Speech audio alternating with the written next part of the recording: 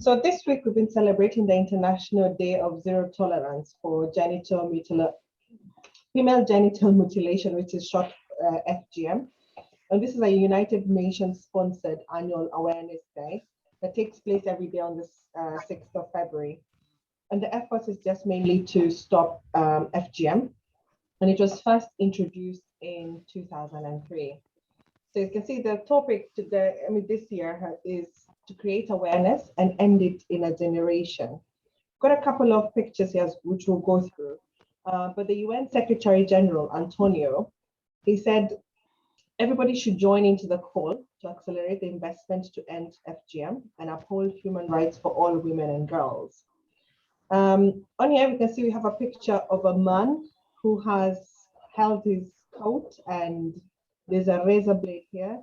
And it just shows that FGM is not just a thing that we have to do as women to tackle it, or women and girls, is that we need the support of the men as well in our communities. And it also depicts how the use of the razor blade, that's one of the tools they actually use for FGM.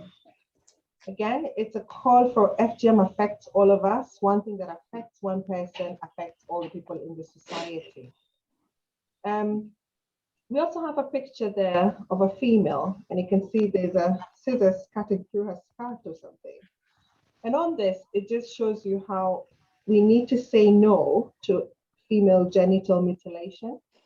And I'll go quickly to just a brief definition of what is FGM, because I know we have different people on the call at different understandings of what FGM is. So female genital mutilation is a procedure where the female genitals are deliberately cut, injured, or changed, but there's no medical reason for this. And this I got from the definition of the NHS.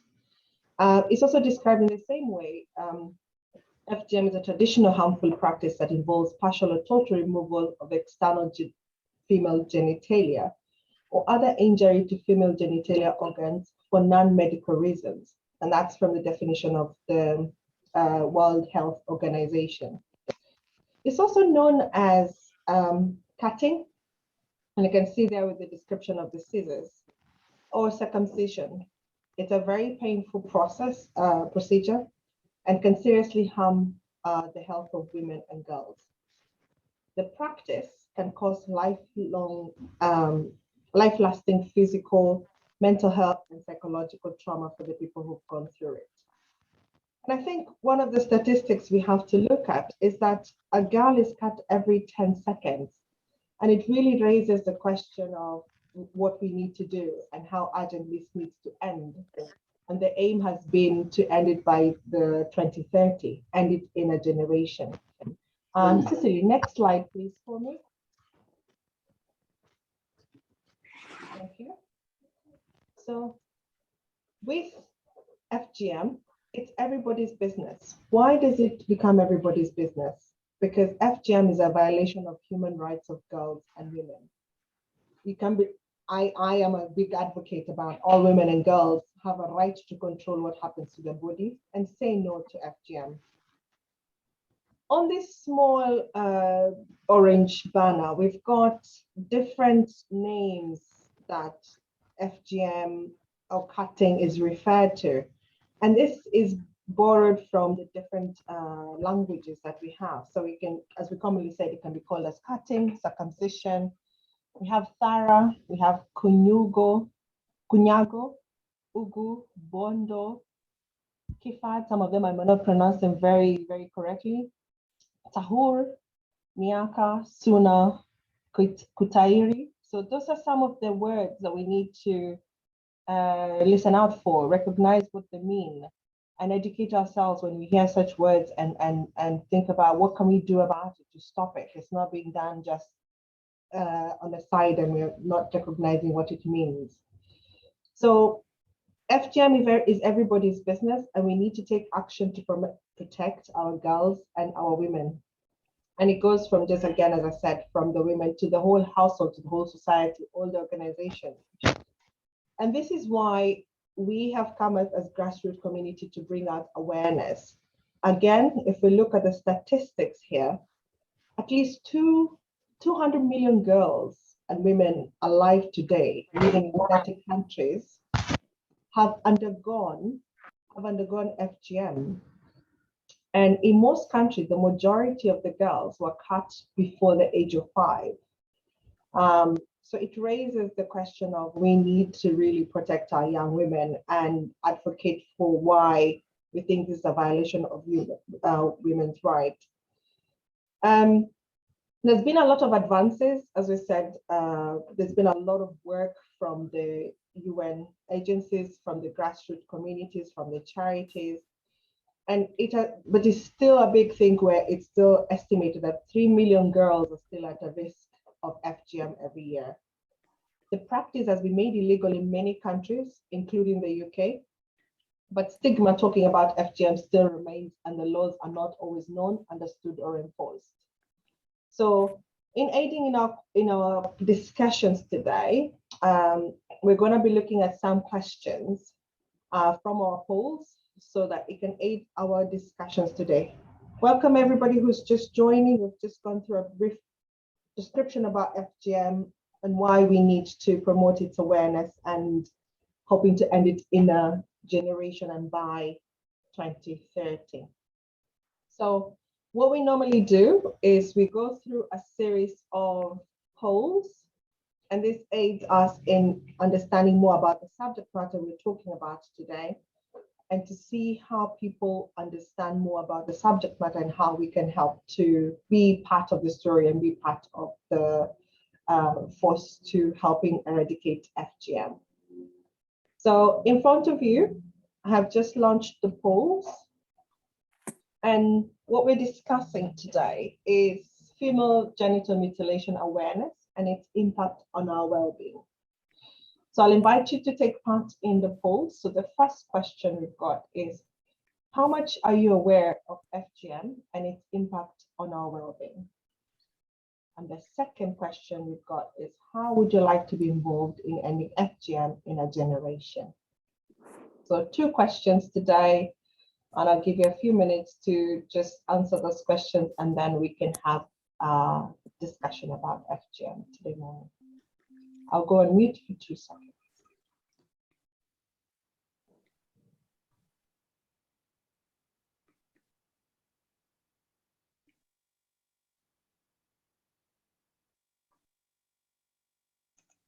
Welcome everybody who's just joining. Please feel free to take part in our polls. We've got 2 questions today as we look at the topic today, which is FGM and ending it within a generation.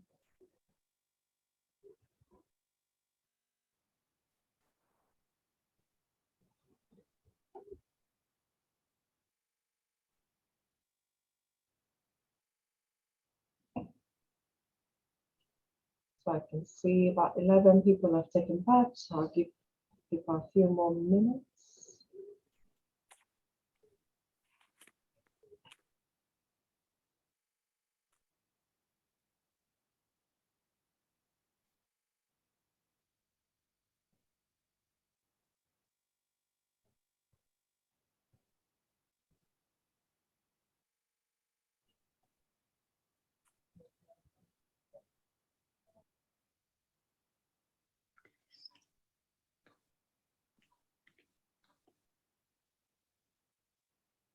I can see a few more people joining, so I will give them just a few minutes so they can take part in the poll as well.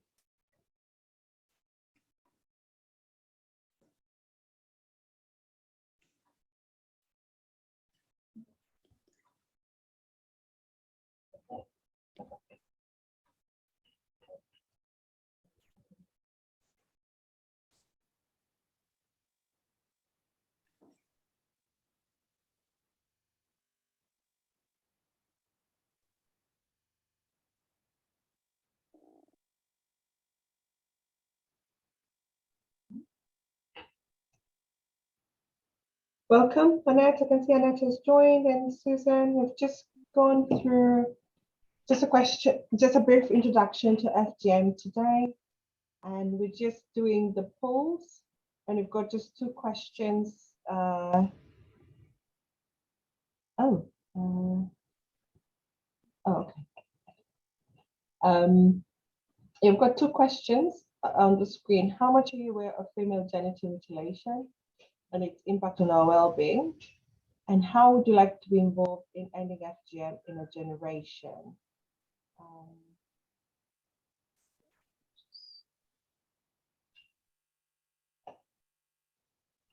Give you a few more minutes. Just having,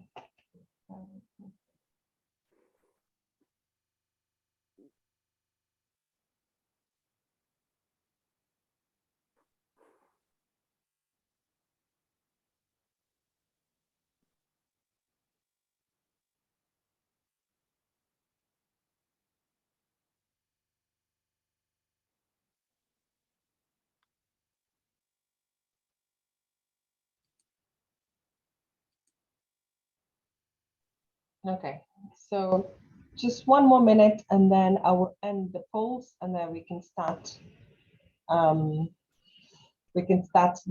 conversation.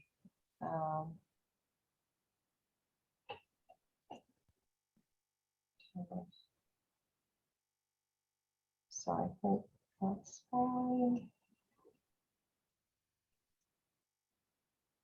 Annette, I'm going to gauge by you. Are you done? Thank you. Okay, so I'm going to end the polls now and share the result. Okay, so in this session, we go through the questions and I welcome your opinions about what you think about the question and why you answered what you answered. So the first question was, how much are you aware of female genital mutilation and its impact on our well-being? So 56% of you said 80% they know about it. 19% said they know 50% about the topic. 5% of you said, something's just come on, and 25% of you said they only know 10% about it.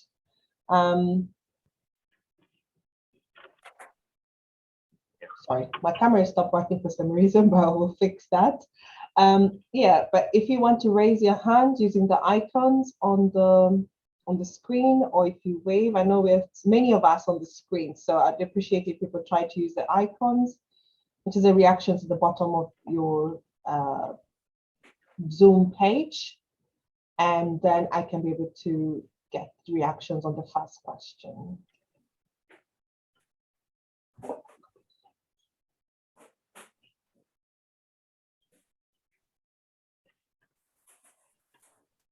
Yes, I see your hand up. Eva, I wonder whether you can see that. No, actually, my screen is doing something, so please assist me for a few minutes, Cecily. Thank you. That's all right. Okay. Yes, I will come in. I am part of the people who answered that they are aware of the female genital mutilation and its impact on our well-being. But I must say that there is still room for me to learn more. And I want to appreciate the forums for To Live with ECA, the conferences that we have held that have been consistently creating awareness on the damage, the impact of this practice, female genital mutilation, and the advocacy of saying that this practice must end and it must end now. So I wanted just to raise awareness that in this forum for ECA To Live has been a great forum for me, and I think many, to kind of together learn more and get to know the impact of female genital mutilation, and also the impact that it has on women and women's well-being, the girls and women, and also to realize that there are people who have no voice to say no to whatever happens to their bodies, and also to know that we have this opportunity to be the voice for the voiceless. Thank you. Thank you, Esther. Thank you for that. I don't know whether you can still hear me. Okay. Unfortunately, I can't see the hand. So Cicely, my Zoom is the joys of technology. There's no any other hand, Eva. Thank you for that. I'm just trying to bring up the next question. I might have to drop off and come back in. Yeah. So maybe, yeah, in the meantime, who else would want to comment on what you've, you know, what you have, how you have responded to those two questions? I mean, I know that 56% of us are aware of the practice. We still have 19% not very aware. So it'd be nice to hear what your thoughts are coming up with those views and statistics. Yes, Grace. Yes, good morning. For me, I put under 50% because when I thought that I coming to know more, I suddenly realized when the statistics were put there to say that to say something every 10 seconds. What did I write? A girl is cut every 10 seconds. I wasn't aware of that, how severe it is. So I don't know whether you can sort of expand on that as well when you say a girl is cut every 10 seconds. Yeah. Yeah, thank you, Grace. And this is these are the statistics that are always coming up. There is a lot of research that goes on, and figures. So it is changing every time. And what I feel is that the more you get to, the more research that is done, the more new information that comes up. Yeah, and so we are going to be overwhelmed with these statistics even as we go along. But you are right. And I think the reason why we put 80% is because nobody can be 100% sure because of all these changes that come every now and again, and therefore need for us to educate ourselves. Yeah, we need to be up to date with what is going on globally. Does that answer the question, Grace?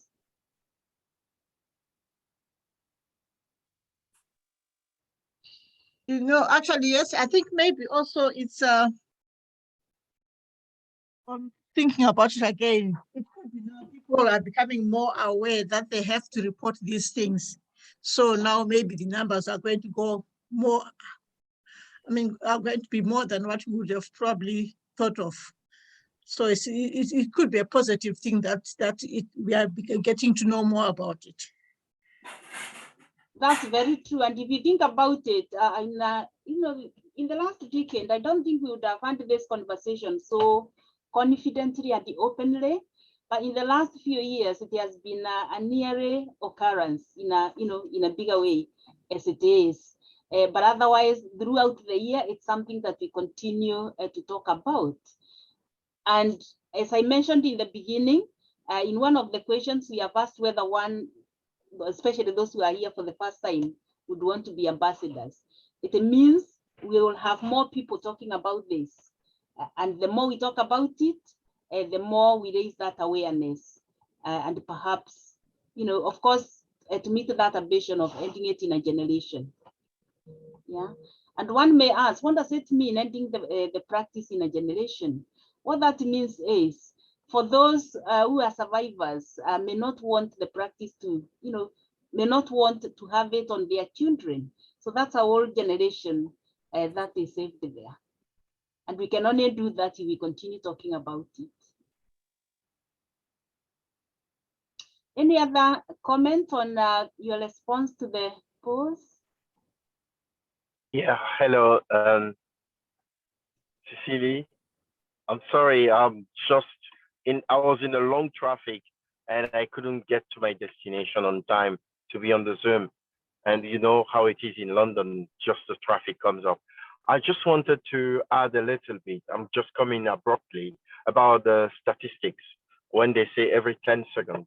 It is a calculation that is made according to the scale of the population. And also nowadays, any kind of ritual that happens around the genital parts of a woman is considered almost as FGM, because we have now scarification.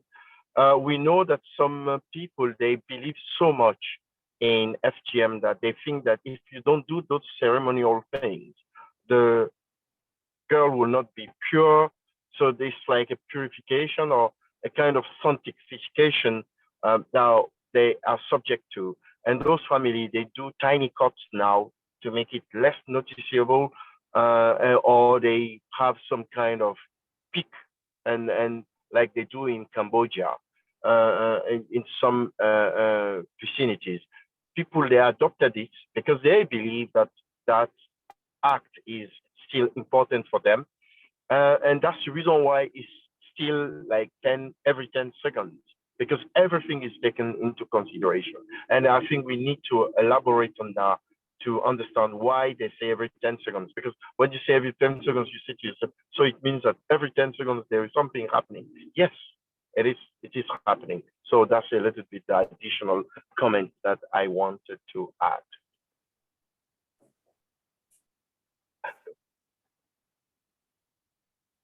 Yeah, hello. Oh, sorry, Charles, I was talking, but I was muted. Oh, okay. I was All saying, right. I know you'll be talking to us later, but thank you for highlighting on that. Yeah. So Okay. Eva, you're back? Yes, I am back. Sorry, but I think my camera is not working, so we have to do with one for the moment, and let's see how it goes. Apologies, everybody can't see me, but yeah, thank you for those contributions. Thank you for that, Cecily. I hope it still retains to be stable. But I think we can go to the next question now.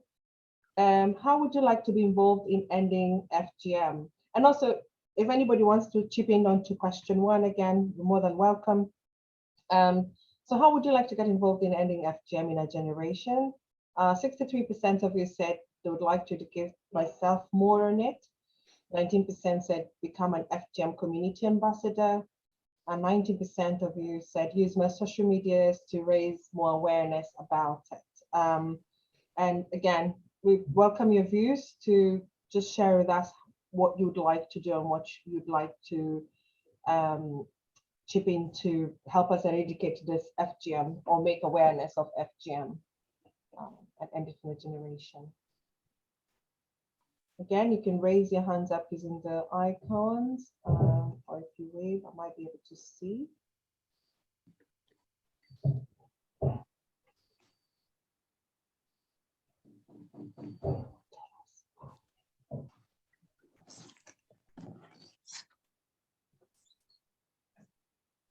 I can see my voice in power.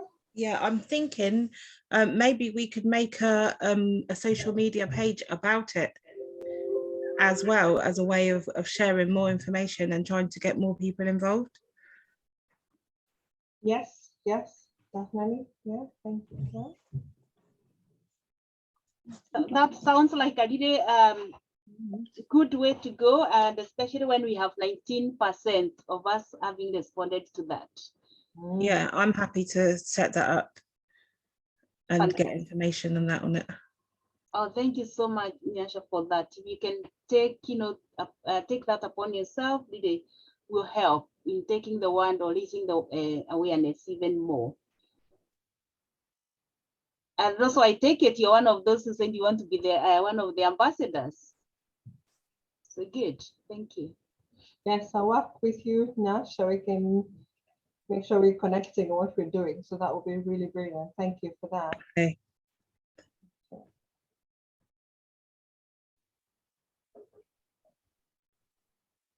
Right. I can't see any other hands at the moment, but I believe it's also a good reaction to see that people also want to advocate to be community ambassadors, to use social media as well, and even to be more educated on it, which is a big statistics for us, because I'm sure people have some knowledge of it, but 63% is quite a huge, we're saying more than 50% of us want to know more about the topic.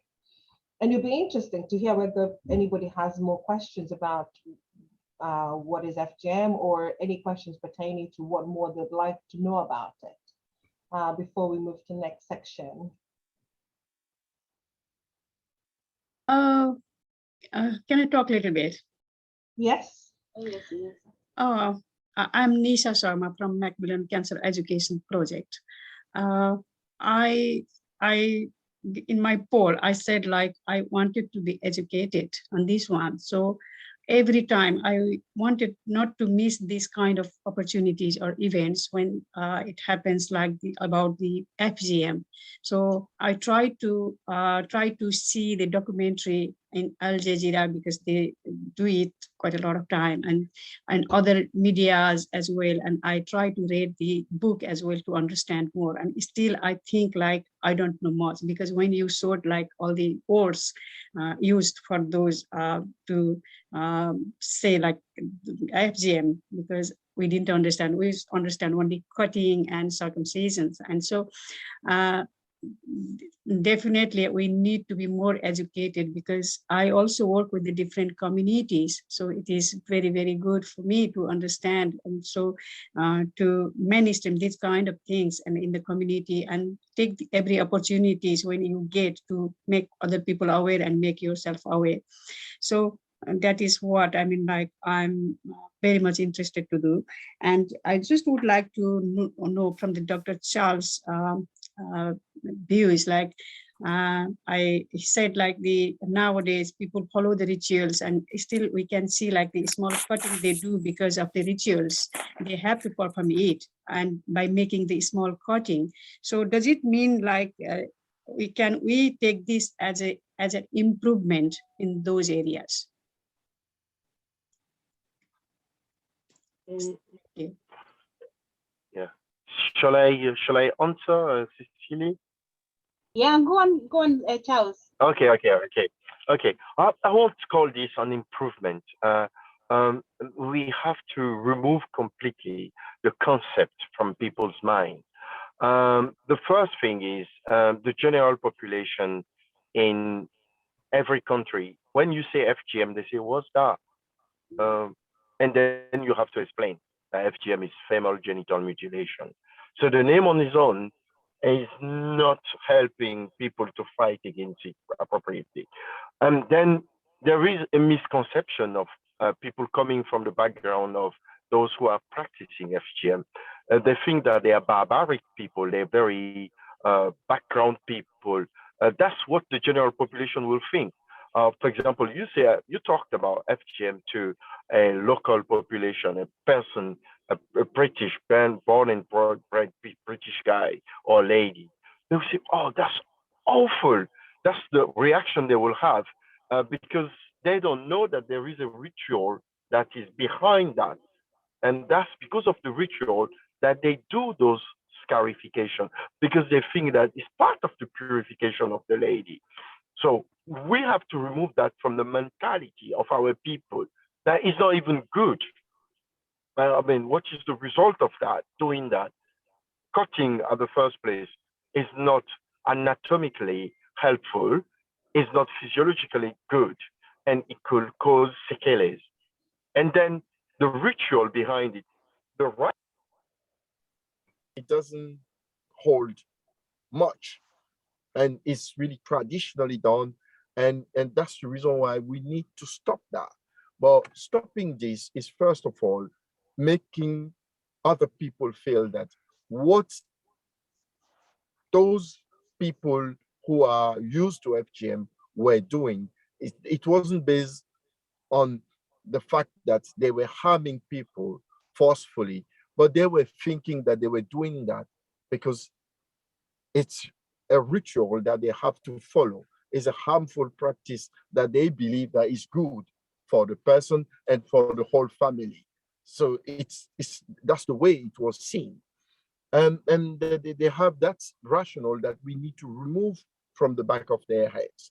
And then we need also to talk to people who are here in developed countries to understand that it's not because we are violent, it is considered as a domestic violence, actually, that we are violent or we are aggressive or we are barbaric people, that we do it. It's done because of that concept that needed to be removed completely. So it should not be considered as an improvement. It should be completely banned. They shouldn't touch any part of the private part of the girls or any private part of a lady because of that intention of cleansing the person or doing it for rituals and so on and so forth. It should be completely banned. And that's what the message that we need to bring to the developed countries for them to understand. In fact, they're not doing it because they're very bad people. They're just doing it because they believe. It's just a belief. And that's what we need to work on. And I wanted to suggest to this group that we need to probably think another name, giving another name that is simple and more perceived by the general population in the world, than saying FGM. When you say FGM, finally they understand. But when you use a simple word, that could help the population to understand what we're talking about. A very casual word. We know that people, they use the word cut, for example. Shall we adopt it? And then for those who are in the medical field or specialized in social care or whatever, they can use FGM because it's medically valid as a jargon. FGM is not even a jargon, it's the word that has to be used for that kind of harmful practice. So that's a little bit, it's not an improvement. Oh, Thank you. thank you. I think, Cecilia, you are muted again. Oh, okay. No, I think, yeah, I was just about to say thank you so much. And Eva was also about to say thank you for that enlightenment. Yes, and I'm glad you have brought that up. You know, this is what people would refer to as harm minimization, but actually it does not change the concept. The concept remains. So yeah, in terms of education, educating ourselves, I'm aware that Mujatu have been learning the FGM trainings across the country. Oxford again is starting too, and so there is no reason why at ACA or within the hub that cannot be delivered. So yeah. So James and Grace, your hands are up, and then we will continue with the rest. So shall we start with Grace? Yeah, so thank you, Dr. Charles, Thank you. for that insightful feedback. And Thank you.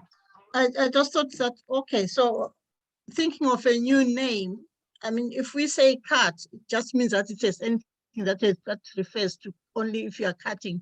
So in other words, if there's something of pulling and things like that, then that's not part of mutilation. So I'm not sure it will be a word that maybe includes everything, maybe, yeah, to do with touching of anybody's genitals.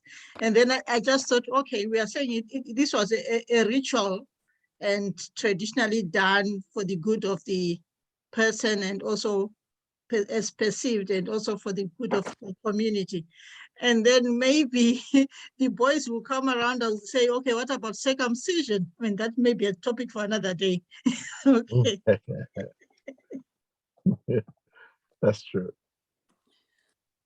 Yeah. So James?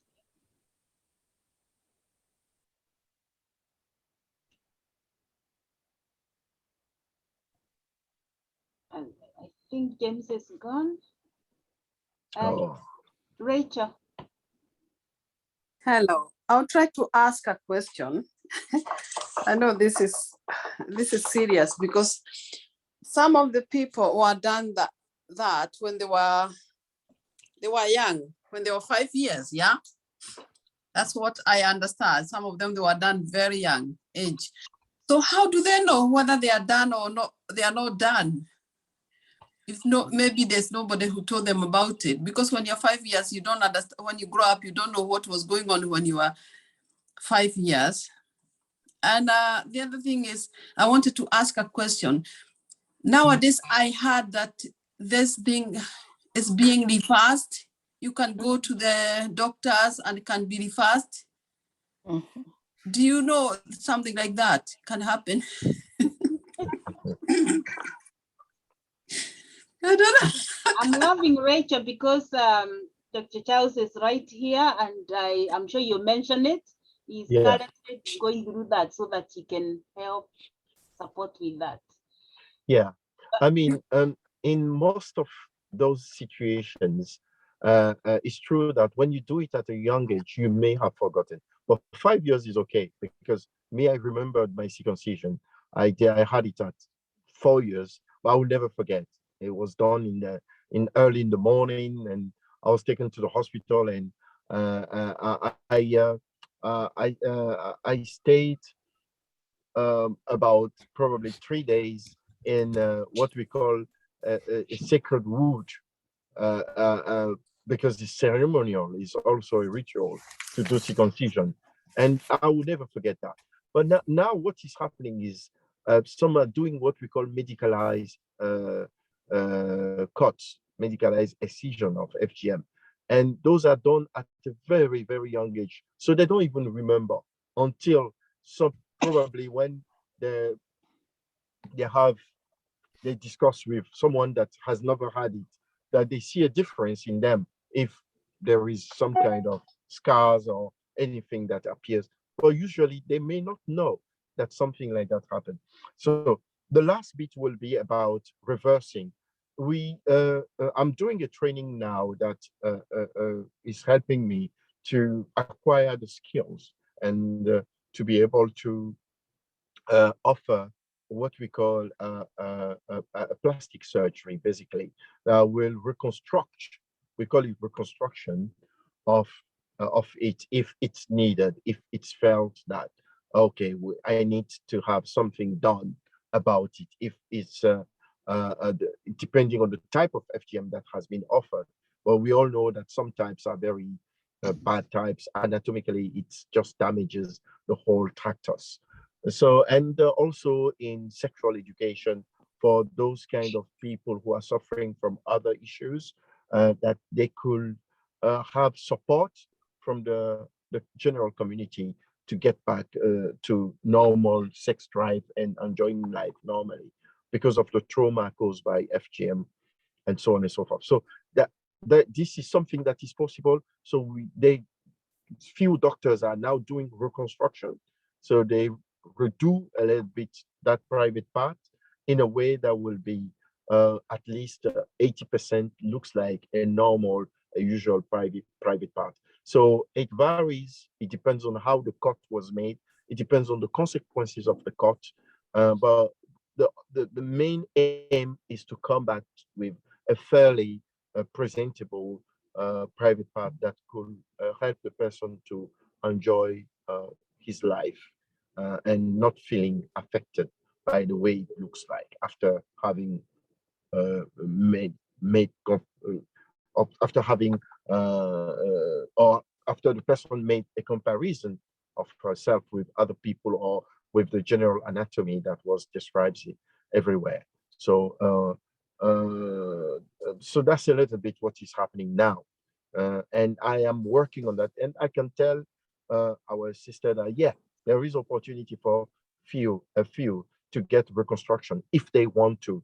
And it's offered nowadays. We know now that surgery had advanced quite a lot.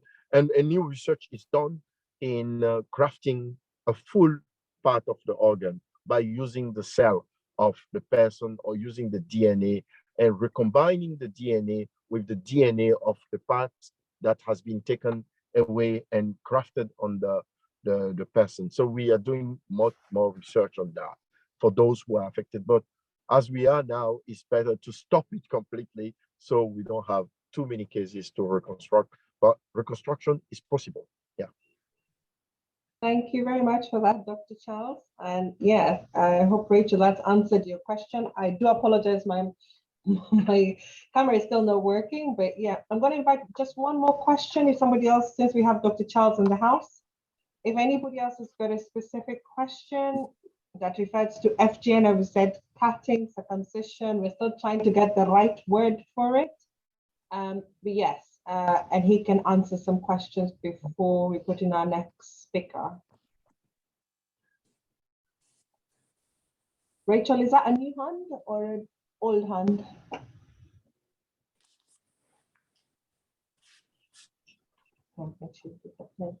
Okay, so if there are no more questions, then I'm going to bring in Cicely. And Cicely, over to you. Eva, thank you so much for this. I'm really loving the conversation because of the information that, the new information that is we are all gaining. Always willing and ready to learn. And at this point, it's really nice to see Rachel, our local mayor, but I'll let Victor, if you're still around, please welcome Rachel for us, knowing how important and precious he is when it comes to a community championship. Thank you, Cecily. Your worshipful, the Mayor of Reading, Councillor Rachel Eden. I mean, I'm being formal, but I know you're one of us and you've been part of this campaign right from the beginning. We want to welcome you to this forum and to thank you for accepting our invite. For those of you who do not know Councillor Eden, she has been a friend of the communities ever since she's been a councillor for Reading. And she's participated in all the campaigns that we've held regarding not only women's rights, but FGM and what issues that affect our local communities. So thank you very much for accepting this invite in your rather busy schedule. But I hand over to you to address the audience. Thank you, and I won't speak for long, but thank you so much, Victor and Cecily, for your really warm welcome. It is always such a honour to attend ACRE events. I won't always say it's a pleasure, but it is always a joy. I say it's not always a pleasure because what we wish is that we didn't need today, that we didn't need to be campaigning for zero FGM. We should be hoping that our daughters and our granddaughters will never face this issue, and that they will look on it back as something that happened in history. That's what my hope has always been. But until we get to that day, of course, we do need to come together and to learn.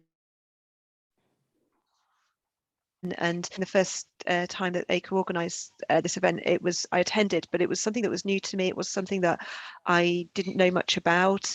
It's not a subject that we like to discuss. It's kind of something that is, even in communities that practice it, is often not discussed very much. And I found it, quite shocking and quite humbling listening to the testimony of people who have survived procedures.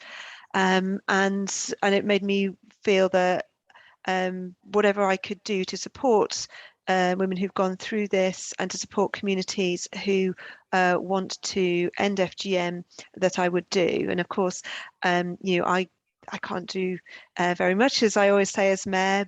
My power as mayor is not to make things happen. I actually got asked by a group of children recently if I was more important than Boris Johnson. And I had to explain this. In Reading, if the Queen came to visit, I would get to greet the Queen first, but that he has a lot more power than I do. But what I can do as mayor is I can stand alongside causes. I can listen and I can learn and I can shine a spotlight on things. And I always want to shine a spotlight on the work of ACRE. As many of you know, ACRE is one of my chosen charities for my year as mayor. And that is because of causes like this and because of the Rose Centre. You might even notice I'm wearing roses on my clothing today in honour of the Rose Centre. And I know that it's not an easy subject, and it's a difficult subject, but I do think that having courage to face up to these subjects and to talk about them means that we are able to make change. It's only by showing courage and breaking down the taboos and talking openly about things that we can make change. So while it may seem unusual for a mayor to want to talk about a subject that perhaps is uncomfortable, that is difficult, I believe it's really important that those of us who are in positions of influence, and all of us are in positions of influence in different ways, do stand up and say they want to be part of the change. Because what I'd like to see is that, when I'm an old woman, an even older woman, that I look back and I see that this is now part of history, and this time, the 2020s, was the historical time in which we said that this practice is broken. Because what we know from communities around, and I'm sure there are others who can explain this in much greater depth than me, is that once a community has turned away from FGM, they don't go back. So once we eliminate it, that's it. We will be ending this. And if we can end something in a generation, then our granddaughters and our great-granddaughters will never undergo it. And I think that's something that can give us real hope for the future. So thank you so much for what you're doing. Thank you for being here. Thank you for having the conversation. It's the difficult conversations and it's the uncomfortable conversations that often are the most important. And as your mayor, and just in my life forever, I will always be happy to have an uncomfortable conversation if it can save someone's pain, if it can make someone's life better. So thank you for having me, and good luck.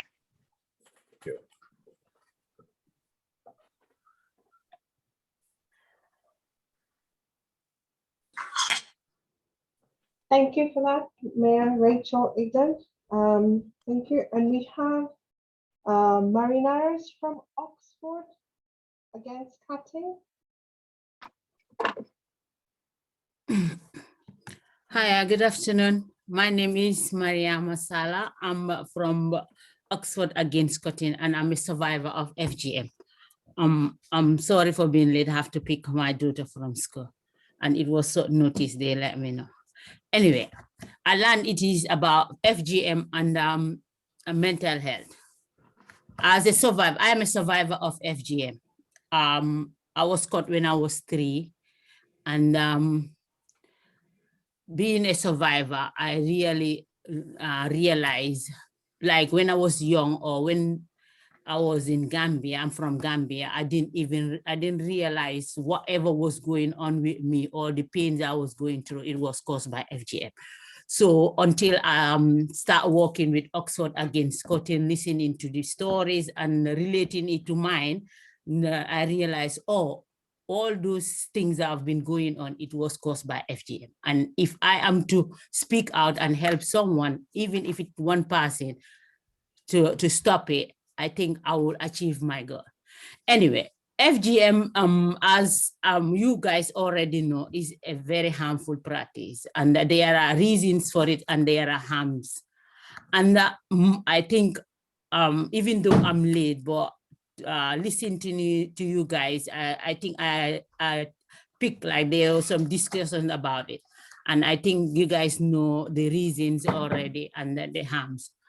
And especially, like, I'm gonna be focusing on the harms. The harms are, like, most of you, especially people who went through it, will know. It's like back pain, UTI, anxiety, trouble passing urine, difficulty in giving childbirth, because I have 2 children. And when I was giving birth, it was like, I was in 3 days labor, the first one. The second one wasn't that bad because it was a day labor, but I end up having cesarean for both of them. And I was advised, if I choose to have another one, I'll go for cesarean straight away because it's very risky for me. And childbirth, that is a problem too. Sometimes some people will go to the extent of not being able to conceive because of the FGM. And can you imagine how a woman in her married life, living with her in-laws and sister-in-laws, mother-in-laws, they put in pressure on you to have a kid and you cannot have, how that will affect your mental health. Is very, like, to be honest. Even if you are trying for a baby, you couldn't conceive. How stressful is that, more knowing that you cannot have a child because of FGM? I think that is the main thing that hits for me, that is hot. And abdominal pain, pain during sex, STD, death, it could be all that, infection. And in my case, I was caught when I was very young. So, but I was caught, and type 3 was done to me. I was caught and stitched. But I didn't realize that I was stitched. I know I was caught, but I didn't know I was stitched until the day I got married. They take me to my husband, because the reason for doing is to keep your virginity. So take me to my husband, and they realize I was sealed, and they have to take me back, cut me open, take me back to my husband. Can you imagine? Like, it's like doing it again. And if someone go through that at the beginning of their marriage, you being open, taking back you to your husband to have sex, how are you gonna feel? That will put you off sex. You will relate sex with pain. Every time it's time for sex, you will find paracetamol or even go early, so he will not wake you. So that is like, can you imagine what will that do to your marriage? What will that do to your mental health? Because the perspective you have for sex is pain, because that the first time you have it, it was painful. So normally it's like, you relate it, your brain relates sex with pain. So those are the sort of people who go through FGM and hate sex or hate their husband touching them. So that is a pressure on you, pressure on your marriage. And at the end of the day, if you are not lucky, or if you don't have a very understanding man, they're gonna leave you or go and find another woman. And can you imagine all those things? How can, or what will that do to your mental health? So to be honest, if I can say FGM and mental health, FGM play a big part in mental health. For example, you want to have a kid because of the type of cutting they did to you, you cannot have a kid. That stress on your marriage, that stress on your husband and your relatives and your family. And that is causing a lot of mental health problem. And secondly, your first time sex, it was so bad that you associate sex with pain. So you hate it. Every time it's time for sex, you complain of pain, not to do it, or take a paracetamol or go to bed early, all those things. So if I understand the topic is like sex and mental health, I think, no, if I understand that it's FGM and mental health, that means FGM can play a very big role in the mental health, because putting that pressure on the family, if you are not caught, even if you are not caught, is a pressure, like people will be calling you names. In the community which are practicing it, people who are not caught, they are always called names. Especially if you put your foot in the wrong place, they call you such horrible names that some women, they end up taking themselves to be caught because they want to fit in the society.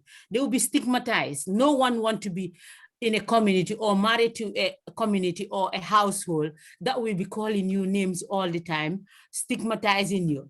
So that also can cause a lot to your mental health. So if I understand the whole thing is FGM and mental health is, to be honest, FGM has a big role to play. And there's that also for the reason, the harms, because when you perform it, especially the place where they perform it normally is in the bush. I don't know other communities, but the community I come from is not performed. It's performed very far from where we live. So if something like a lot of blood loss happen and they cannot control it, by the time they get you to the hospital, you might lose your life, or the child might lose their life. So when they are coaching you, they don't sterilize you because they are not professional medics. They don't sterilize the blade they coating you that can cause STI, can cause infection, all those things. And they don't give you anesthetic. Can you imagine a child of 3 or a child of 4 being pinned by 4 adults on the ground and being caught without anesthetic? How traumatized that child gonna be? So you end that memory doesn't fade, because I could remember there was a day I was talking to my younger sister who lives in Portsmouth. We were talking about FGM, and she said to me, because I was caught very young, but she was a bit older when she was caught. She was telling me I could remember every bit that was going on. I could remember the pain, the pinning down. I could remember the drums, the singing, and the noise that people were making for me not to, other people not to hear me crying. All this. Can you imagine? She is in her 30s and she could still remember every bit of that happened. If that happened to a child and that child cannot, that trauma doesn't go away. You just try and find a way to live with it, but it doesn't go away. FGM's pain doesn't go away. It stays with you. And with some people are going through all these things, but they didn't relate it to the FGM because they didn't know. So it's our job as a facilitators to make those people realize, look, what you've been going through is caused by FGM, but you can still get help. Because in my case, I didn't know it was caused by FGM until I start working with Oxford Against Cutting. Then I see a doctor called Dr. Brenda Kelly, and she examined me, and then offer me like that. If you want, we can do construction for you, but it's up to you. But it's not all the time like women who go through that want to go. It's like going through it again, even though it's not the same, but you just feel the confidence is not, you will not have the confidence to go through it again. And they won't talk about it because normally in FGM communities, it's like what happened in Vegas, stay in Vegas. When it's courting season and it's done, everybody keep quiet about it. Even this song that is normally sing during the courting season, you're not allowed to sing it because we believe it's like bad luck. It will bring you bad luck. So people in FGM communities, they hardly speak out. So it's our duty to make them feel like, look, it's not your fault this happened to you, but you still can get help. You can talk to someone. Maybe some people will not take the offer to reconstruct whatever happened to them, but at least if you can talk to someone, and but if you share your problem, at least I think this problem minimized and it costs you less stress than bubbling it all together. Thank you. I don't know whether that helps. Wow. Eva, did you want to come in?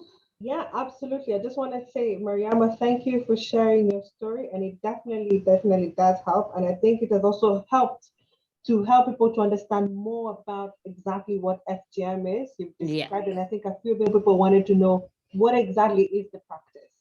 And I just want to thank you for being an ambassador for ending FGM in this generation, and continue to do the good work. And definitely, I'm sure there might be a few questions for you. So if you're happy, if you have any questions, please do shoot them up for Mariama in the chat box. I'll bring in Cicely. Thanks. Yeah, thank you, Mariama. We can't thank you enough, because what you have shared there is the information that will not be out there.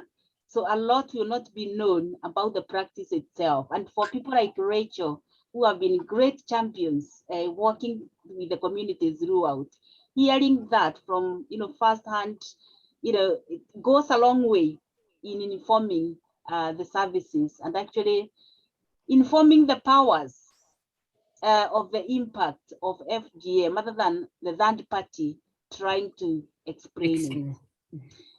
And you've been a great champion for quite a while now, and I believe you continue to be a great champion with the communities here now that we have linked up.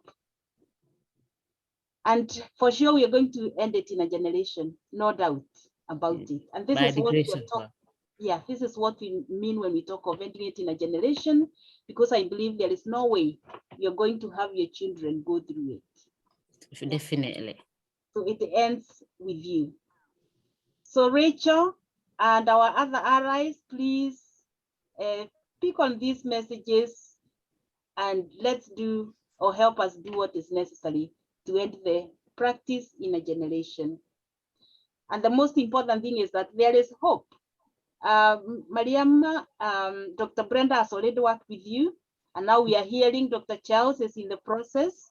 So as a community, we can only say we are privileged to be having practitioners who can support us in those many ways. So as we continue, we are going to watch a short video clip to reinforce what you have explained there, Mariama, and also to answer the question that Rachel asked about if the practice was done on you when you were 3 years old. You know, how will you know about it? And in many ways, you have answered that, Mariama, because you only came to know it when you were ready to get married. And there are so many. I can answer that. The thing is, the practice doesn't stop from me. When it's like every year or every other year when there is enough children to take. So for me, I didn't realize I was caught until I was like 3, and I said to my mom, "Mom, I want that to be caught." My mom said, "You already been caught," and I was crying my eyes out.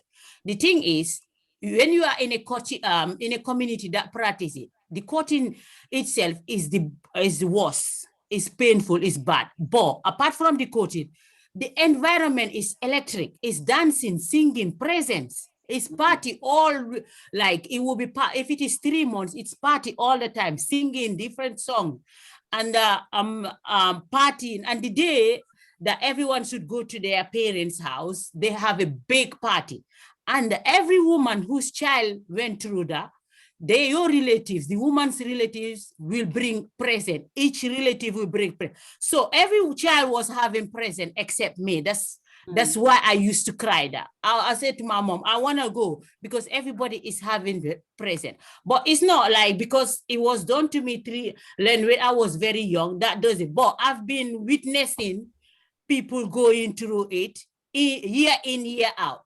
So obviously I know what is only like the pain I cannot remember, but I know what is going on and the practice and how it's done, and like, because those who are caught are the adults who are caught are the ones that look after the young ones who are caught. So I am always there. And me taking back to my husband to court, taking back to be caught when I was my first day of my marriage, that means doing it all over again for me. That for me, I went through it twice. Mariama, thank you so much for sharing. So I hope that answers her question. Yes, and this is usually a dilemma. People will always ask the question, why? You know, why should one take themselves to that? You have explained it so well. You know, that pressure. You really want to belong, to be part of the wider community. And I can only say it takes a generation to end it. And with this understanding, I think it will be quite easy to manage it better. So before we watch the short video clip, I'm aware that Susan is with us. Susan, are you okay to say hello to us? Hi. Hi, Susan. Hi. Hi, everyone. My name is Susan, and I would like to be part of the community champion. I'm a victim of FGM. So I'm a survivor, and I don't want anybody to go through such pain. I was traumatized for so many years because of it, and I was not a child when it happened to me. I was 17 to clock before my 18th birthday. So it has been so difficult. It's painful. I was not awake because I couldn't stand the pain. The pain was an excruciating pain because I fainted, I passed out. I didn't even know what happened to me. It's always 3 elderly women with 1 middle-aged woman, and you see calabash. It was so painful. I don't want anybody if it can be stopped, and from this generation, it will be very great. Susan, thank you so much. We are sure that it will end with the generation, with the support of people like you, and especially for committing to be an ambassador with the, in this very noble initiative. So before we continue, we'll watch a very short video clip. I'm aware that we have 20 minutes to go, but we'll still have time to have Charles give us 2 minutes of his time, and James, and of course, updates from Nina about the communities. So, Cecilia, sorry, Cecilia, we need to leave in a minute. Okay. Is it okay if I put it in the chat then, my updates, or do you want me? Yeah, you can quickly give us a minute. I'm so sorry about that. I'm so sorry. That's okay. Go for it. Oh, you want me to go now?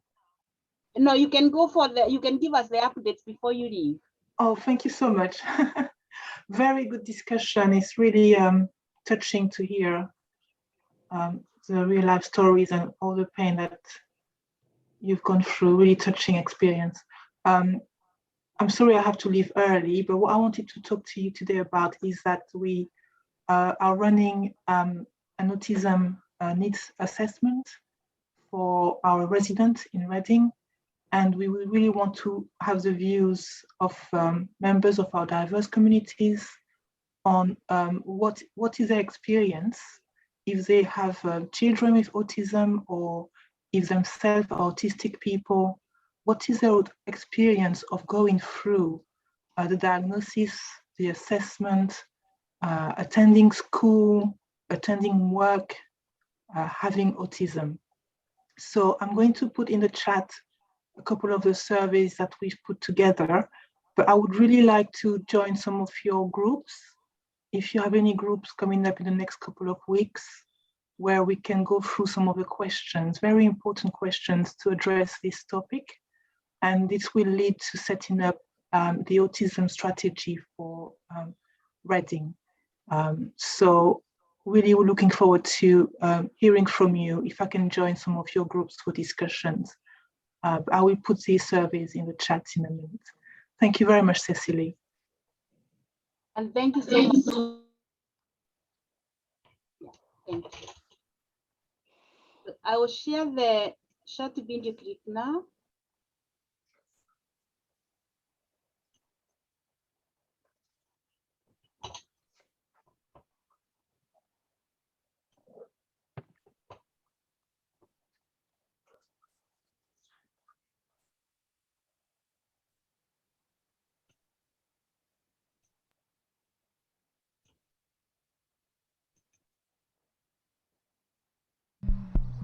I've realised that my own family have never got together for a frank discussion on FGM.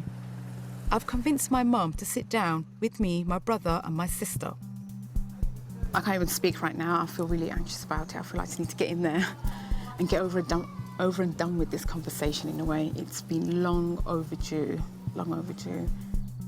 My mum has asked me to disguise her face because she's worried about the response from our own community.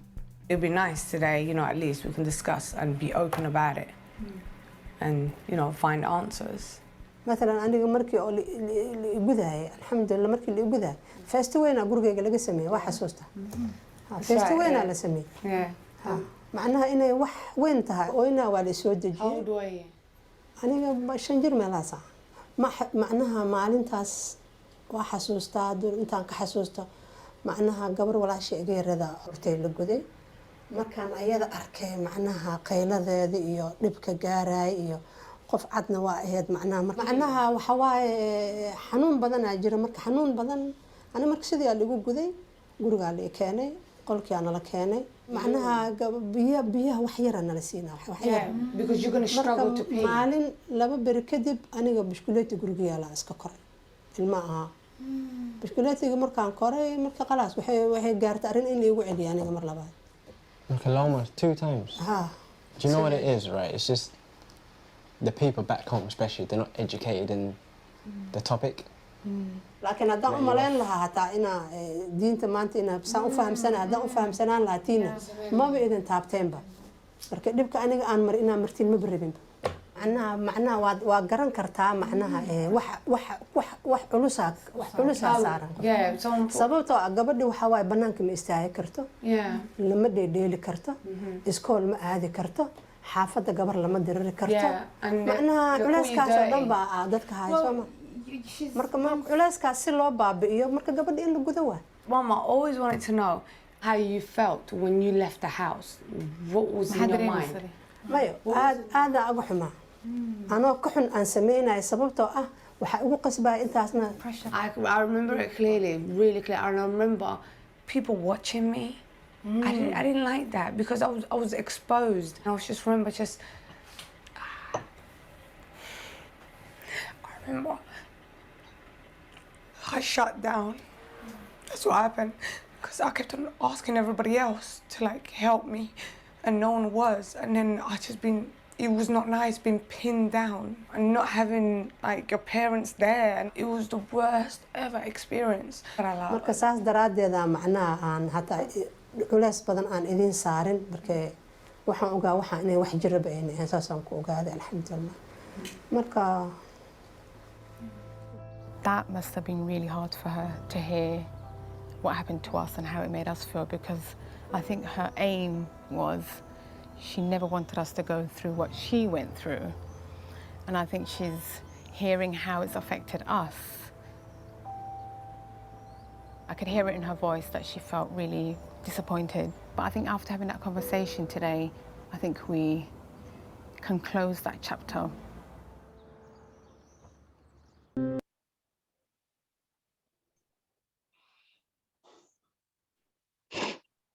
Wow. I don't know what your views are of that, but that explains the complexity of the whole practice when we are trying to end it.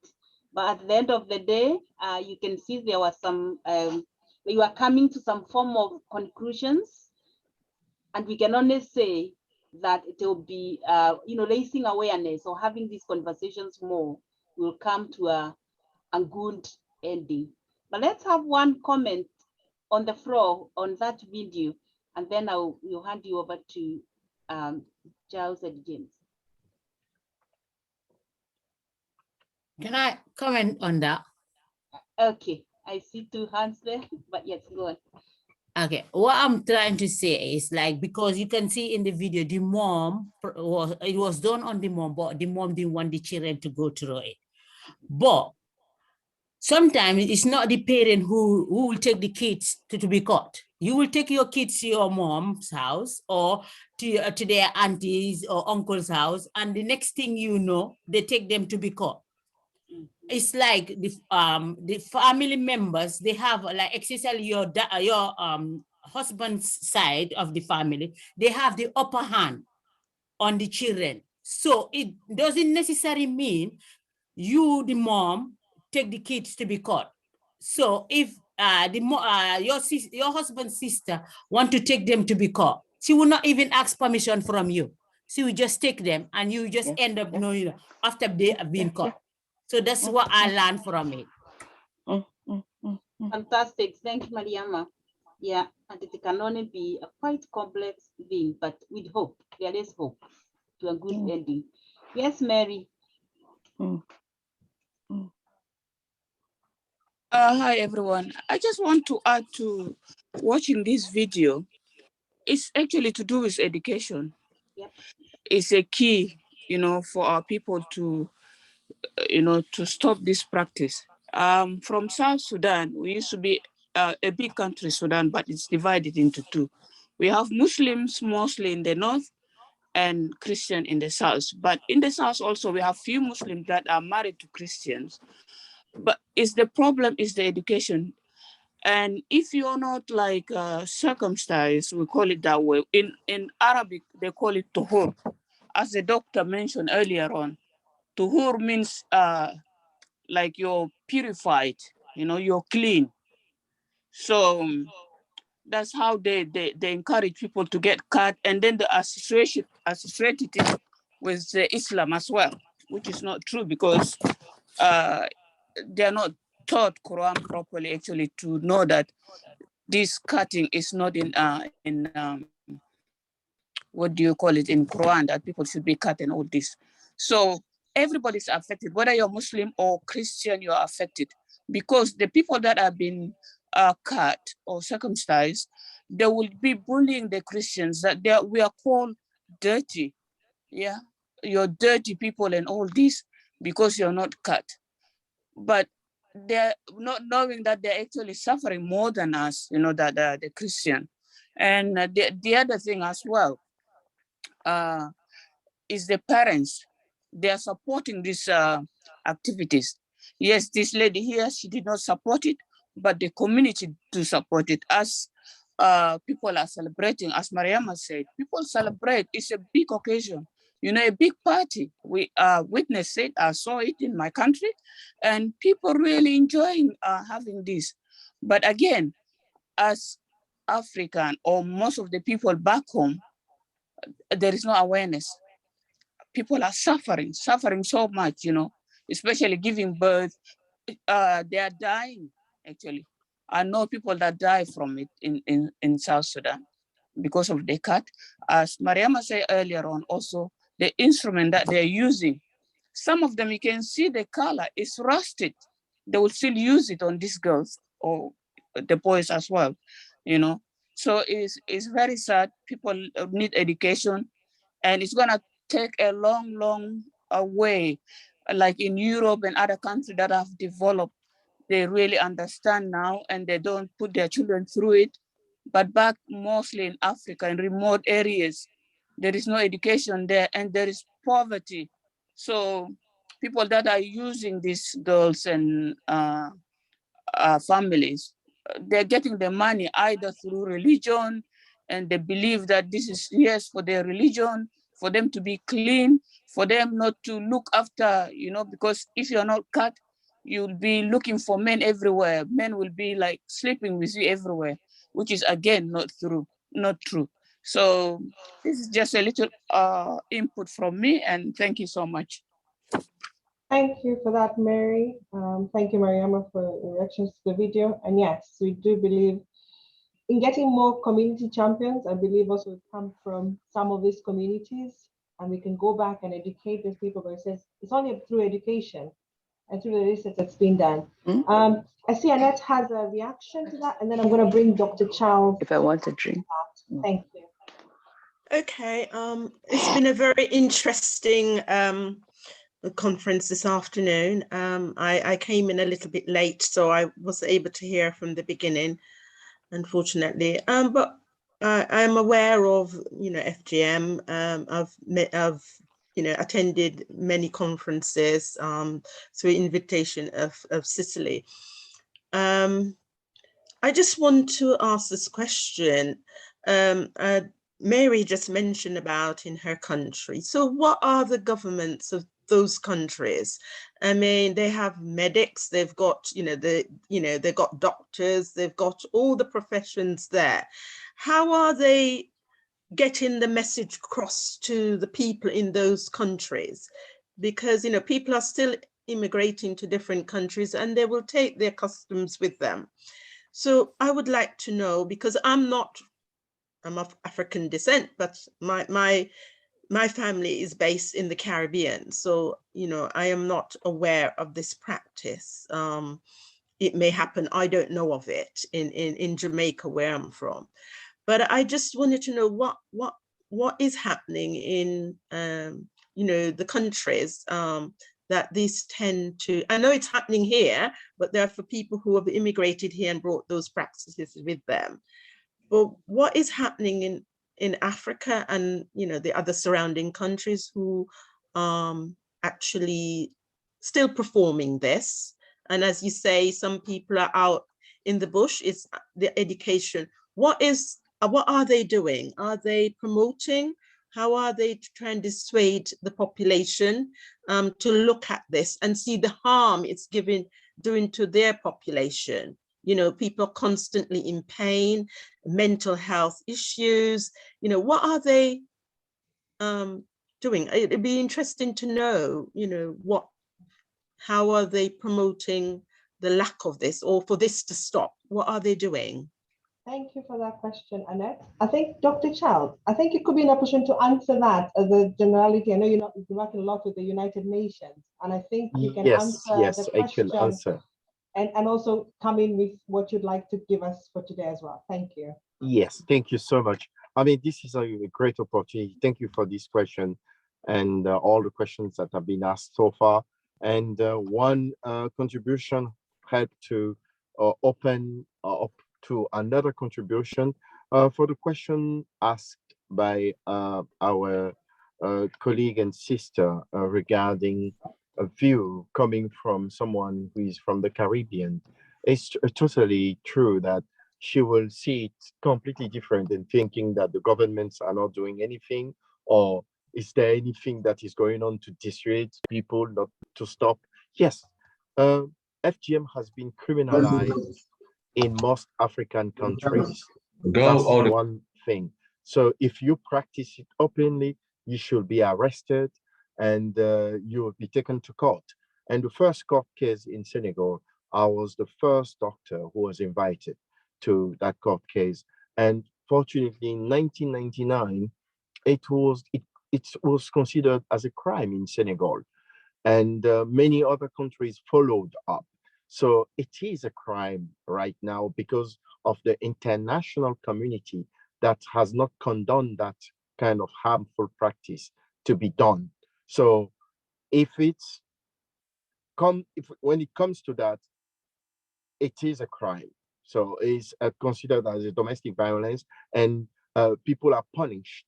And there is a code in the law code that a particular clause that really stipulates that FGM should not be practiced. But the other thing is the reality on the field is different. We all know African. It's like you have driving license or you don't have driving license.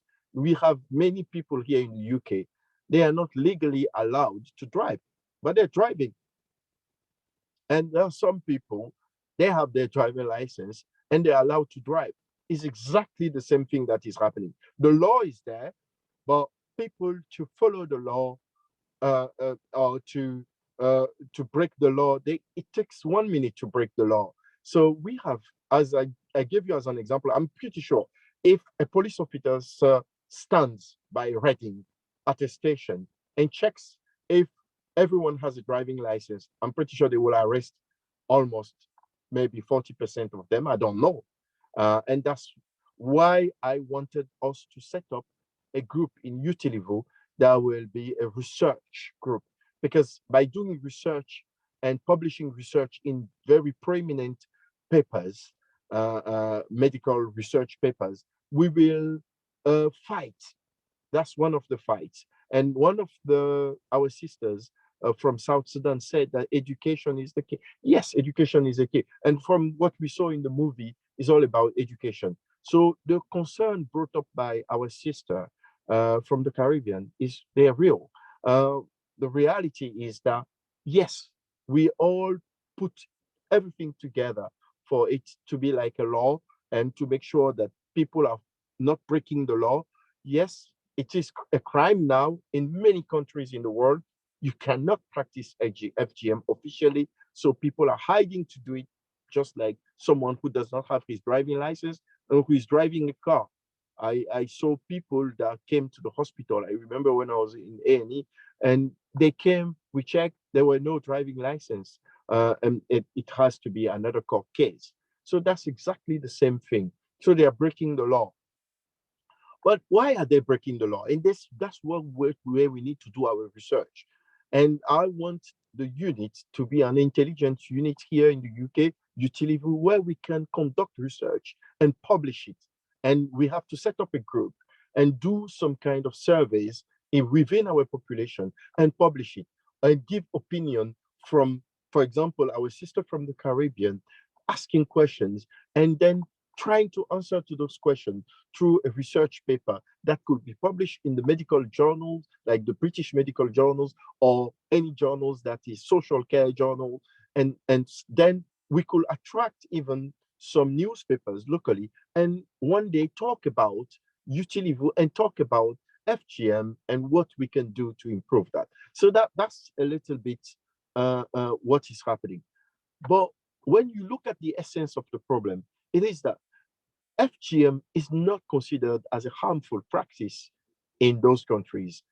It is considered as a very big time in life to change, to cleanse oneself, to celebrate the change. That's how it is. And that's what we need to remove.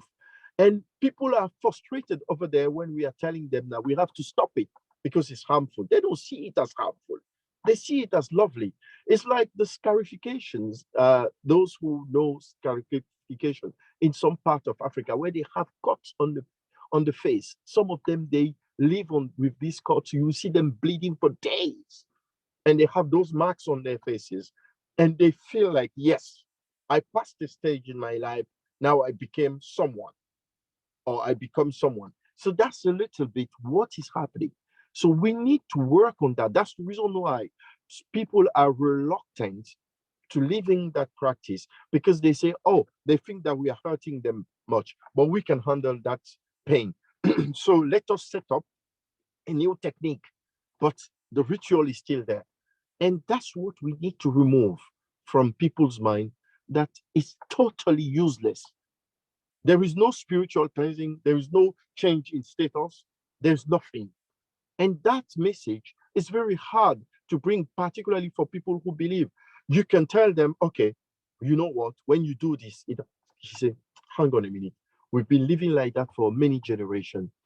This one is coming to say, well, just forget about it. And they pass on that because they believe that that's the way it is.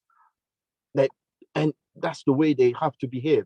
So there is a behavior, a change of behavior that we need to put in place. That's many important, and that's what we need to do to help our population, to help our people to understand that FGM is not only the harm they are causing, but mainly what they are believing that is doing is not the case. So some people were making money. They tried to, there was an organization in Senegal called Tostan. They thought that maybe those people who were cutting, they were making money off.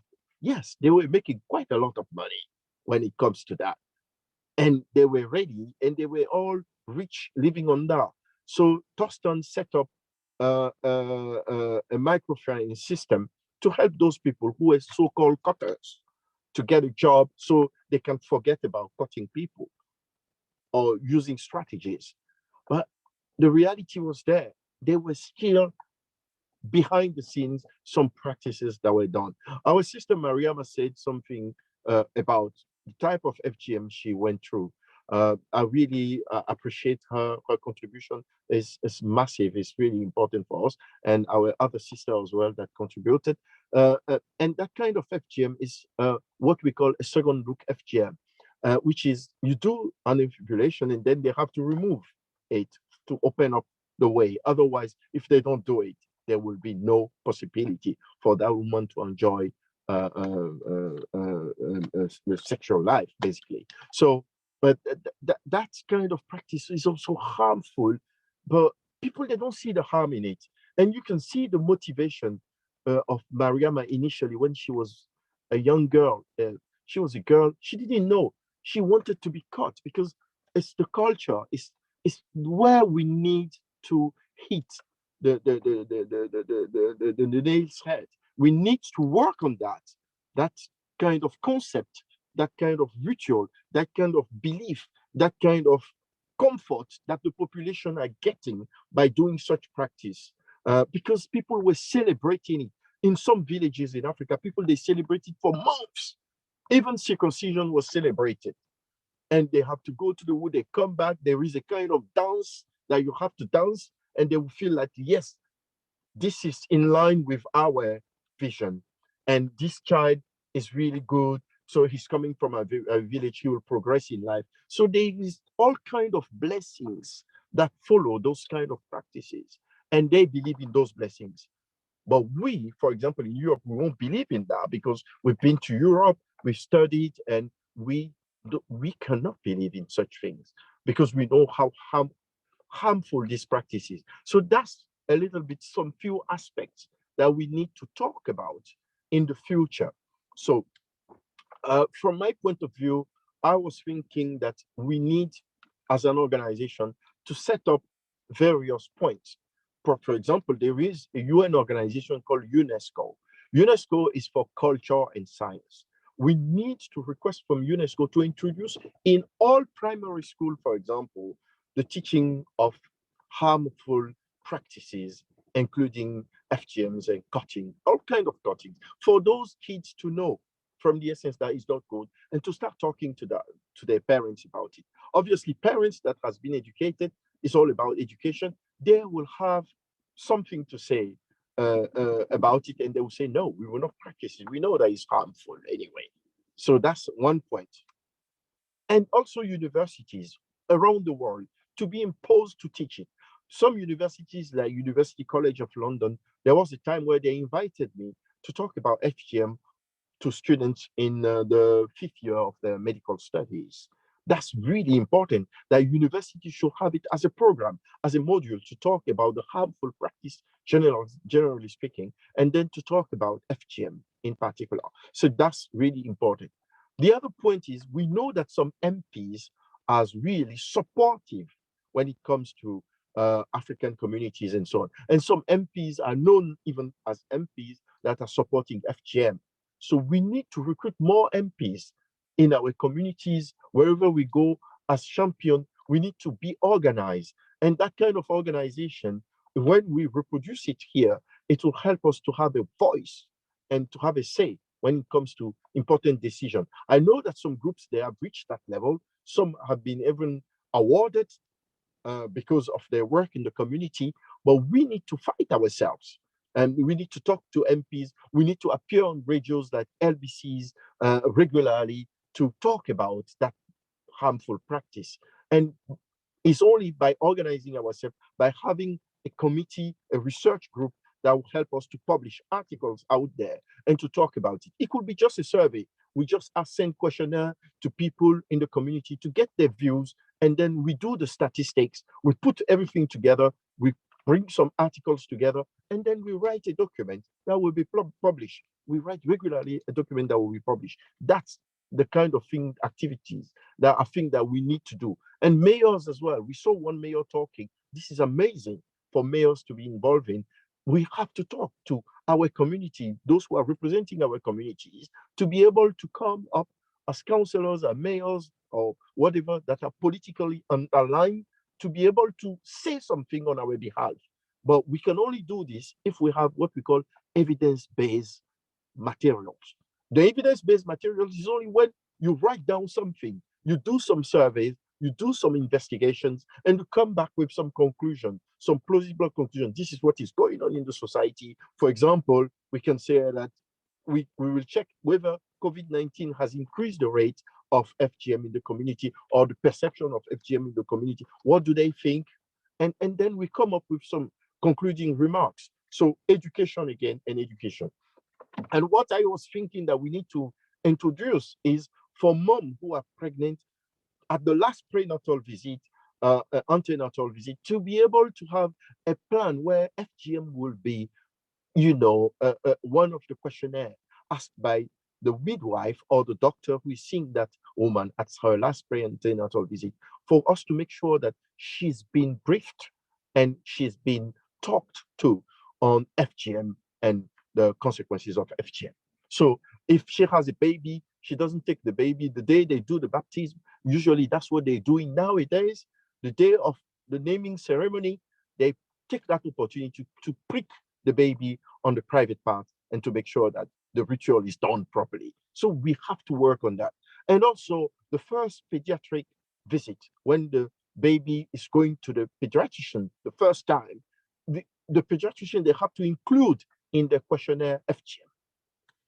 So these are the things that we need to fight for, and we need to work on that as a group, Utilivu, and also as a group, a steering research group. We have to set up a research group that comes up with concluding remarks where we talk and the community hears our voice, and that's where we need to work on to make that harmful practice totally useless to people. People will not even think about it. They will feel like, oh, finally, this practice, even ritually, it doesn't bring anything. And to work on that spiritual aspect is to call some religious leaders from various multi-faith religious leaders to talk to us about what the FGM brings in terms of cleanliness, or in terms of being cleansed, in terms of being purified spiritually. We need to break that myth up for people to know that it doesn't help to do FGM anyway. There's no spiritual purification. There's no cleansing. There is nothing such thing. There is no, even the ceremonial thing that people are attaching to it to the point that they have to celebrate. They are why they're celebrating. They're celebrating because they believe there is something good. So we have to remove that label from that harmful practice to show people, because for those people, they don't think about it. And the last bit is prevention. We have to prevent.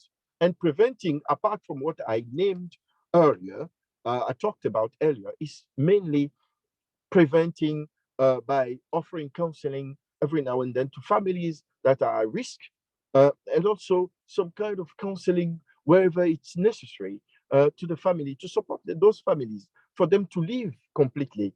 As we're talking, I'm pretty sure that the more educated people we will have, the more people we will have that will know what FGM really means, that is a harmful practice, and they will abandon it, obviously, themselves by saying no to it.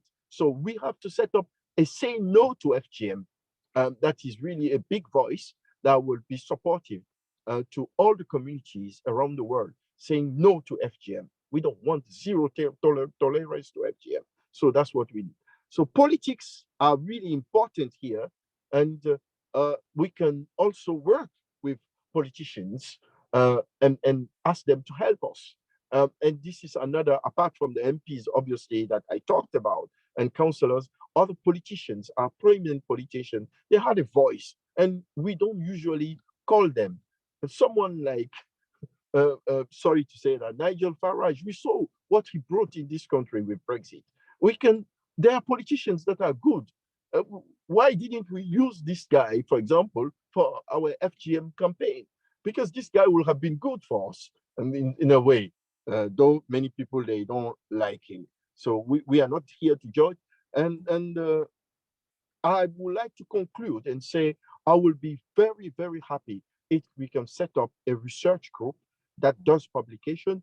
And it's only by publication, by publishing, that we will really set up a landmark for ourselves and for the whole world. They will hear our voices, because they will know that this group, they are publishing articles, they are publishing scientific reviews, papers, they are publishing in medical journals, they are publishing in social care journals, and so on and so forth. They are publishing in layman journals, and they are also publishing online, and they are very live.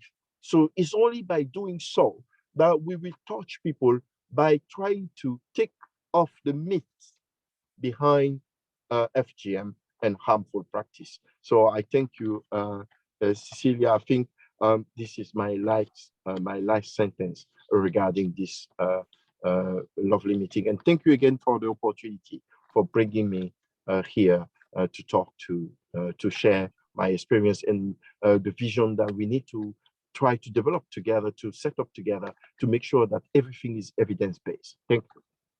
Thank you very much for that, Dr. Charles, and we really appreciate your input and the different points in which we can end FGM. Thank you for taking down the points, and definitely I agree with you that publication, we can do research for our own communities, by our own communities. I think that's a very powerful tool. Data speaks, so definitely. I know we've run a bit out over time, 1 o'clock. I did see Victor hand up. Victor, I'll give you 2 minutes, and then I'll bring in James, and then we can all finish. I hope I won't keep you here for too long. I just wanted to add to what Charles has said about the reasons why FGM is still continuing in those countries. And I strongly believe in my heart that it's got to do something to do with men. Men are the principal politicians the quotas, you know, it's a secret society where there's a hierarchy of, you know, of who the head of the society is, right down to a particular level. And those people wield so much power in their communities that the politicians, you know, try to be on their good side. So whereas they as lawmakers know that there is a law banning the exercise, they would support the women because they're making, you know, they will get political support from them. And of course, there's also a huge economic benefit to those that have money.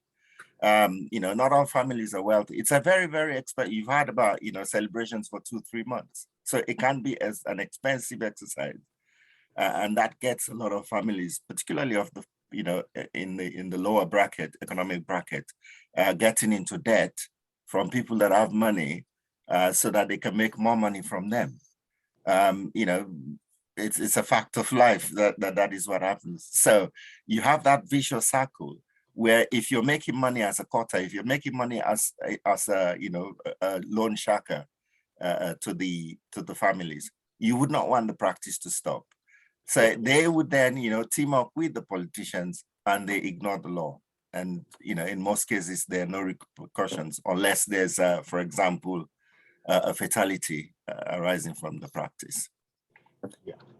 So we are, yes, let's be optimistic. And I agree with Charles, there's a lot that needs to be done to move this campaign forward. We did start with a lot of verve, you know, from 2015 after Girl Summit, but it seems to be waning, and I think we need to refresh along the lines that Charles has suggested. Okay, thank you. Thank you very much for that, Victor. Yes, I do believe, yeah, but the patriarchal society does play a very big role in this. So thank you for that, Victor. I think I'll bring in James and then he can conclude for us. Thank you, Eva. Thank you, everybody. I feel completely guilty listening to Victor that women are responsible. So it will be like dealing with my own conflicts, talk about FGM. But I can assure you that I'm 100% authentic in terms of my drive to stop or to eradicate FGM. And I've been doing a lot of research around things, and all of what perhaps Charles, Victor, and so many people have said came up in my own outcome. And Mariama, thank you so much for that brave and courageous in terms of telling us your story with all your heart, because that's what courage is really about. And I hope your second cutting didn't give you more present, but I can totally understand the pain that you went through. And to just put everything into context, I think Victor and Charles and so many people have said it, I came up with a societal perspective on all of these things because this is something that's been handed over. And there's this rite of passage for young people, young girls to become adults, they have to go through this rite of passage, which some people may call purification. But from the country I came from, it's a rite of passage. It's like going through school from kindergarten up to university. You have to go through it. If you don't go through it, you're not educated or you're not an academic in terms of achievement. So that seems to be very strong. And the society is so, so determined to maintain that so much that even us coming after people who have done it kind of fail to change the course of direction because it's been handed over to us. That is why you talk about the traditional aspect of it. It's tradition need to be passed on to the people coming behind us. It's just like the story of the potato pot, which a family been using for quite a long time.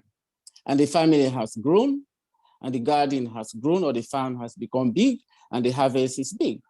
But they keep using this small pot to boil the potato, instead of thinking that, look, we can really change this pot and have a bigger pot because the family has grown, our harvest has grown, the farm has become bigger. And so this is some of the things that we hold on to, which can cause us problem, because we hold on to tradition that we think is going to eradicate or free us without even checking, is it really good to continue with this tradition? So that's one aspect.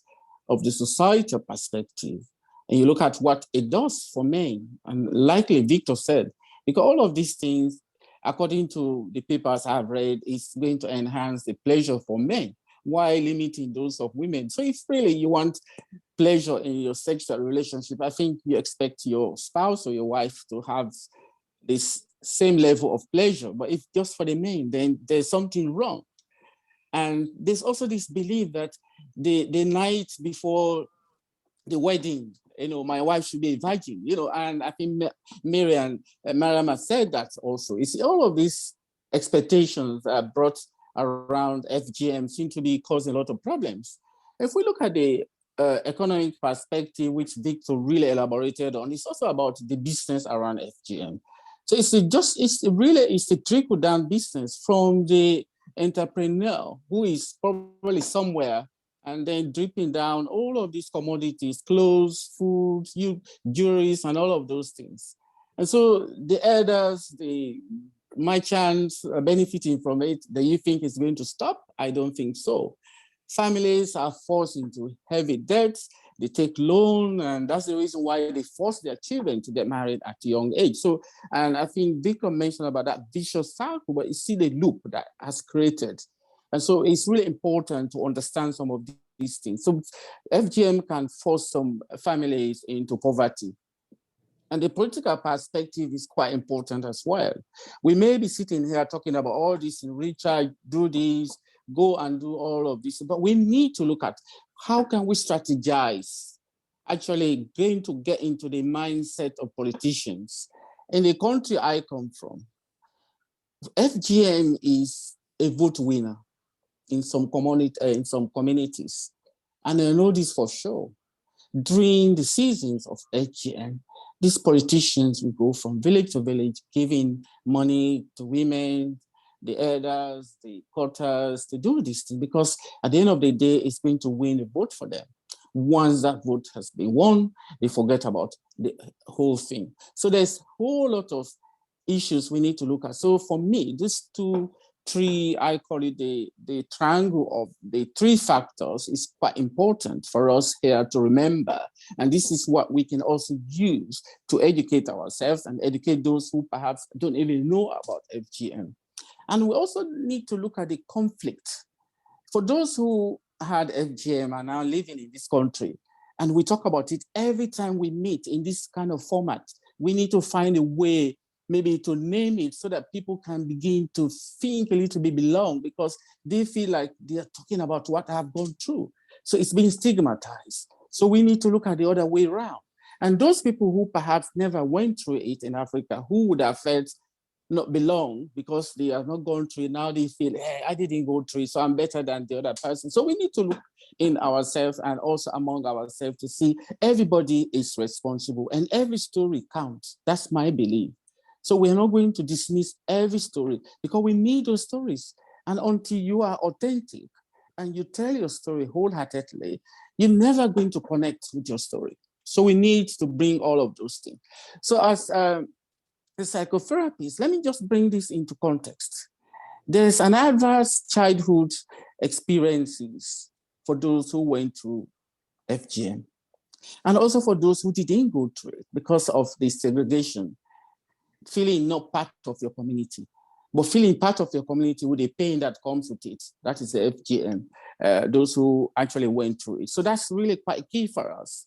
And as a psychotherapist, I've noticed that some of my people, they come through the system, but the PTSD around FGM is completely hidden.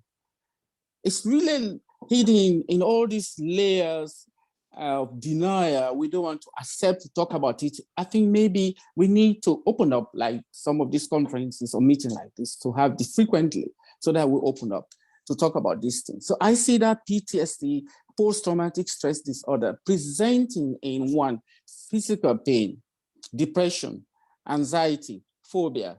And this is the first time I'm talking about sex phobia. And that's what Mariam was alluding to. When it's time for her to go to the man's room, this phobia become really rare, the fear and the anxiety. Imagine you in that position. How are you going to enjoy sex?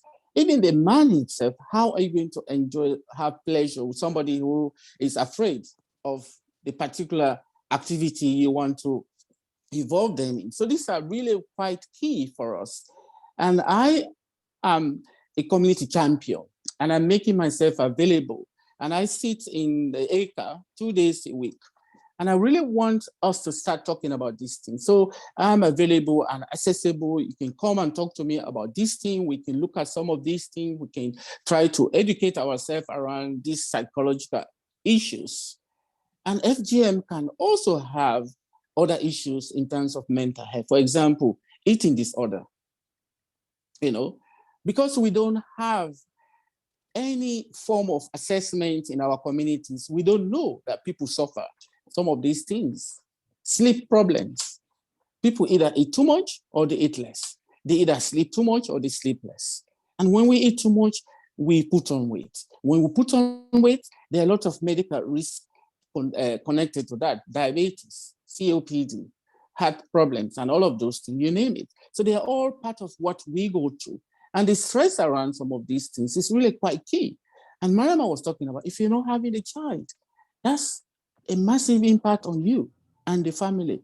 So I really don't want to go too much because we've had a lot of time and we had wonderful people who said a lot of things. So this is something we need to carry on. But let me just give you some figures. In 2001, there were 182,000 women, 15 to 49, who actually came from countries where this FGM is practiced, and they were living in England and Wales. And in 2011, that number went to 283. I've just added another number to that. Perhaps in 2021, perhaps you'll be looking at a number more than that. So if this number is increasing every time, how are we going to manage to reduce it? So we need to be doing a lot of work, research, education, awareness raising, meeting, opportunities that we can actually tap into. I know in most African countries, for example, in Sierra Leone, there are a lot of rules now, law around you have to consent, you have to be of age and all of these things. These are not steps that we really think is bigger for us, but these are steps that are taking place. So we need to influence some of these politics and also these people that perhaps have voices in our communities. And we also need to support our young people who have gone through it, and also mothers here who still think that helplessness, that this is my destiny, there's nothing I can do about it, my mom did it, my great man did it, and everything. We need to look at how can we stop that helplessness. So again, community meeting like this, champions can help us to do that. So self-esteem is completely hammered, your confidence, your self-worth, self-belief. So these are some of the implications really of FGM. So once again, I want to thank you, Eva, and everybody, and for allowing me to just put. But let's be aware of what culture do we manage that is no longer helping us. So as we go away today, think in your own belief as well. What other practices do you have that is not beneficial to you anymore, that is now redundant? So let's think of some of these things. For me, FGM is one of those. But what other tradition or practices do we have that is still being carried on, that is no longer doing the benefit? In fact, there was no benefit at all, apart from people benefiting politically, the society, and also economically. So once again, I would like all of us to have a lovely week and have a lovely Valentine weekend. I think tomorrow is Valentine's Day. Again, this time we express love. I know in African context, we don't have any one day to express love, but we're in the West, so we need to embrace some of these things. And so thank you and have a lovely day and weekend. Bye-bye. Thank you for that, James. And just to remind you, I think Valentine's on Monday. I think you've pushed us earlier for the weekend. It's on Monday. It's not tomorrow, All right. Grace, thank you. Eva, thank you for reminding me. It's all age. Yeah, don't make that mistake tomorrow. Yes. And just shows it's alien to our culture. Yes. Just before we go, I think James did mention about support. I just want to acknowledge the presence of Khadija, who's in the house, who is a specialist in the different types of abuse. And I just wanted her to just say hello and a quick pointer before we leave. But thank you for that, James. Khadija, are you okay to give us a hello? And thank you so much for inviting me to this meeting. I wanted, just because of the time when I've got a client, I would say just quickly, I wanted to talk about FGM, the impact. What I want to make aware is like FGM in the past, when we look at the research, every world, even European used to do it. Even when they dug the mum, they found that they did FGM. They stopped, they gradually stopped like what we're gonna stop.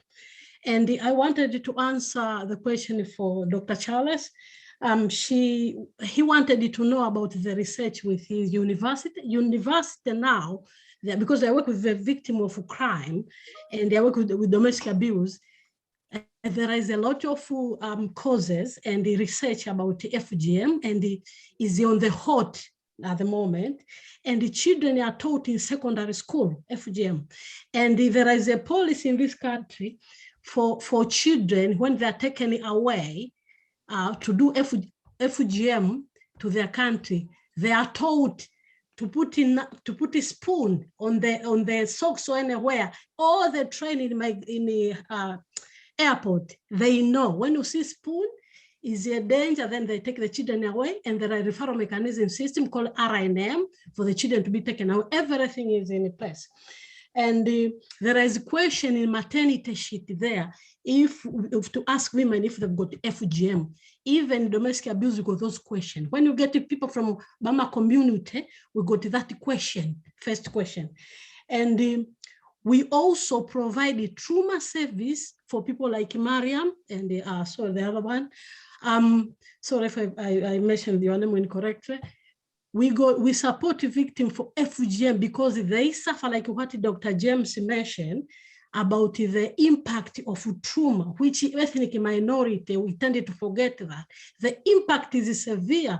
Like what he mentioned, that when he go to meet the husband, how she feel. So there is like anxiety, depression, nightmare. They'll remember what happened to them. I supported the victim of FGM, although there is no awareness about it. So we take a victim of FGM, one of them. And there is a lot of impact. There is a relation between domestic abuse inside the family with the FGM, with impact, the relationship, and it creates unhealthy family with the husband, because many tend to meet another women who are not circumcised. They come, they see the difference. And another thing which I needed to talk about is so I completely forgot. There was something important I wanted to say about FGM, which is going out of my mind, but I'm gonna send Cecily the number for our organization. We support victims of FGM. Thank you very much.